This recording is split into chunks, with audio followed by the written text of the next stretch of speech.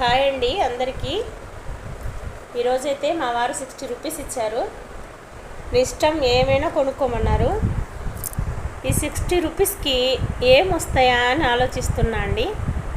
Apple కొందామంటేనేమో 200 రావు, మరి జాంపళ్ళు కొందామన్నా 100 rupees అండి.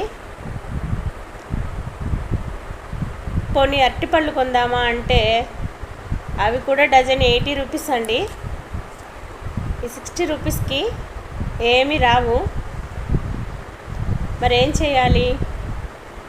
పోనీ మ్యారీగోల్డ్ బిస్కెట్లు తెచ్చుకుందామా అంటే అవి తినబుద్ధి అవ్వండి. మరి ఏం చేయాలండి ఇప్పుడు 60 రూపీస్ని?